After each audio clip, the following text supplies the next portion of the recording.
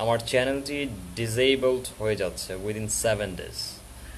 আর যিনি এটা করছেন আই থিঙ্ক তিনি ভাবছেন যে আমি খুব বড় কিছু করে ফেলেছি। হুম। সো ভিডিওটাকে শেয়ার করবেন, let them know that Nasim is living now, my time ended I think, I am ending my time myself.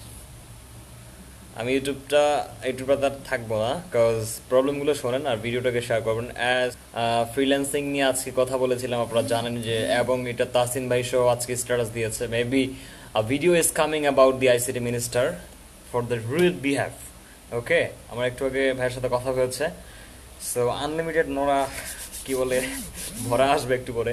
Anyways, so এই কারণে হয়তো বা আমার চ্যানেলটির উপরে হামলা করা হয়েছে এবং চ্যানেলটিতে এখন স্ট্রাইক রয়েছে, 4 strikes উইদাউট এনি রিজন।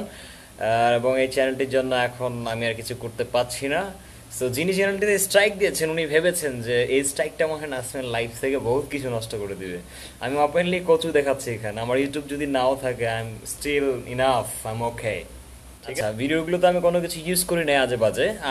আমি আজকে যে 2টা ভিডিও আপলোড করেছিলাম আইসিটি মিনিস্টারকে নিয়ে, ওই 2টা তো গিয়েছে, আর 2টা ভালো মোটিভেশনাল ভিডিও ছিল, সেই ভিডিও 2টাও কপিরাইট দিয়েছে। তো আমি তাসিন হাসান ভাইয়ের সাথে কথা বলেছি কিছুক্ষণ আগে, উনি বলেছেন যে এটি আসলে ফেক স্ট্রাইক এবং যে মেইলটা দিয়েছে এই মেইলটা হচ্ছে ফেক। এই যে আমার স্ট্রাইক একটিতে দিয়েছে, পর্ন সাইট বন্ধ হয়ে গেছে, আপওয়ার্ক ব্যান করে ফেলেছে, এটা বলেছিলাম। এটাতে 20,000 ভিউজের পরে ভিডিও ট্যাগ ডাউন করে ফেলেছে।